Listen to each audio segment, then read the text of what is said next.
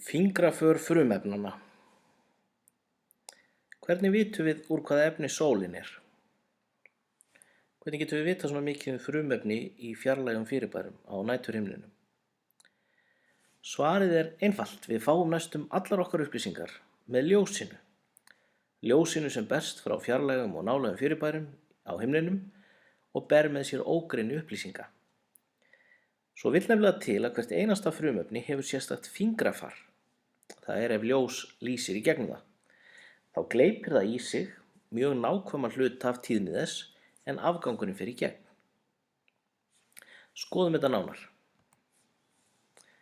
Hér höfum við atóm. Líkanið er í anda atóms Niels Bohrs. Það er að utan kjarnan eru brautir og rafeindirnar halda sig á þessum brautum og ég læt brautirnar hækka til að sýna að rafeindirnar þurfa orku til að komast á fjarlægari eða hærri braut. Og hér horfum við inn í atómið frá hlið og utan þetta atóm eru 3 brautir eða 3 hvolf og það þarf meiri orku fyrir rafeind að komast upp á 3. hvolf en annað hvolf og minnsta orku þarf til að vera á 1. hvolfi.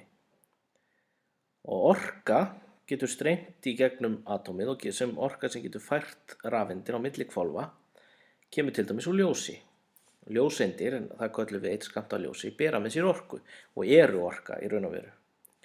Og ljós er misorkuríkt og af sýnilegu ljósi er blátt eða fjólublátt er enda ljós orku mest en rautt er orku minnst.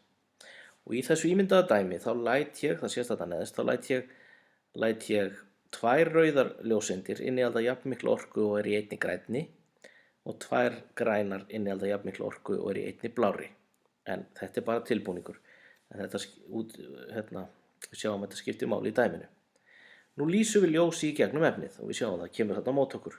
Það er ljósgjafi þarna í endan og það koma ljóseindir í áttina á okkur og það eru í öllum þessum litum og þau eru til fleiri litir en ég nota bara þessa í dæminu.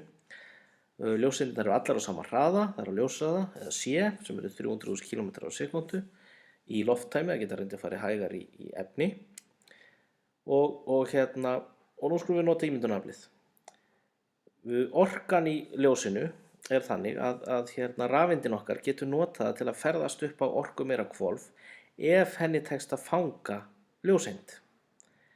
Og í raunveruleikanum gerist það þannig að ljóseind rekst á rafeindina en til gamans þá ætla ég að láta rafeindina veiða ljósið. Og nú verður rauð ljóseind á vegi rafeindarinnar.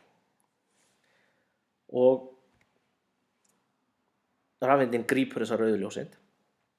En það skiptir engu máli hversu margar rauðar ljóseindir komin í atómið. Í dæminu þá dugar orkan í rauðri ljóseind ekki til að flytja rafeindina yfir á næsta hvolf. Sá orkuskammtur er bara einfaldlega ekki nógu stór. Og fái rafeindin ekki þennan lágmarksskammт þá fer hún ekki neitt. Þannig að rauða ljóseindin henni er bara hleypt áfram og rafeindin er kyrr. En segjum að núna komi græn ljóseind og hún dugar. Rafeindin fer frá 1. hvolfi og yfir á annað og í þessu dæmi þá þurfti akkurat orkun á grænni ljóseind til að komast þessa vegalengd. Leið og græna ljóseindin gefur orkuna sína til rafeindarinnar þá hverfur hún sem ljóseind þó orkan í henni sé ennþá til staðar, bara núna í rafeindinni. Atómið eru búin að gleypa ljósið.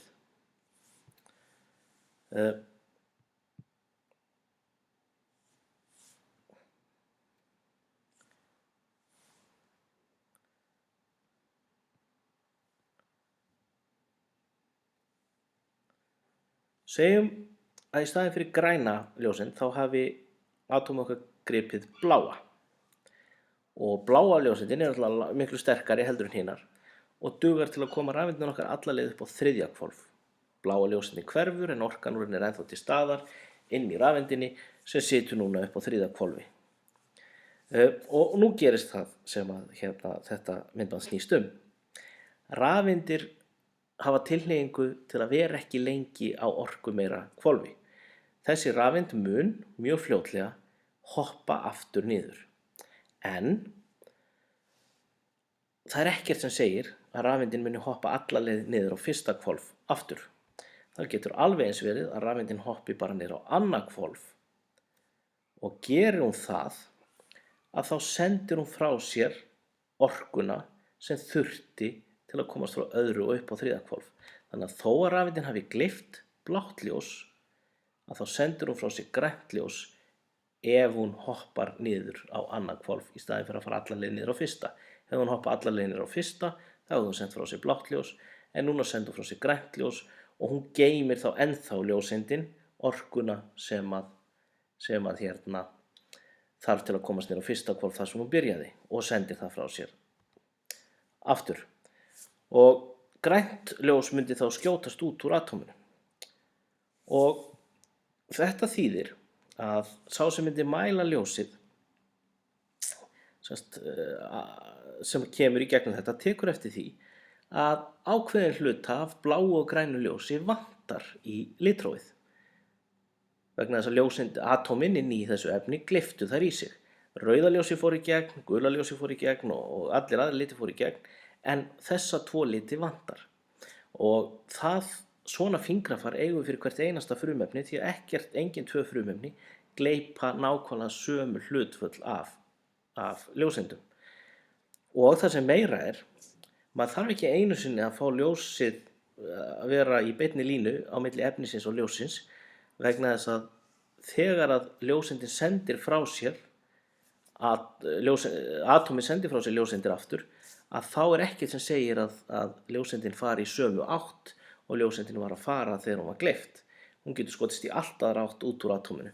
Og hér sjáum við þá þessari mynd sem bláa og græna geisla sem fara í allar áttir burt frá atómunum, að þetta eru sem sagt ljóseindir sem voru gleyptar og eru sendar út. Þannig að við getum hreinlega verið til hliðar við ljósið, við efnið og þurfum ekki að vera í beinni línu við ljósgjafann, heldur getum við skynjað bæði það sem vantar í litrófið og líka getum við fengið þessar auka litreindir, þessar ljóseindir sendar til okkar frá hlið. Og það er hægt að þekkja frumefnin, eins og ég segi, úr öllum efnum með því að skoða bara eindirnar sem annarkvort vantar í eða skoppa út. Og það er svona sem við þekkjum efnin í sólinni.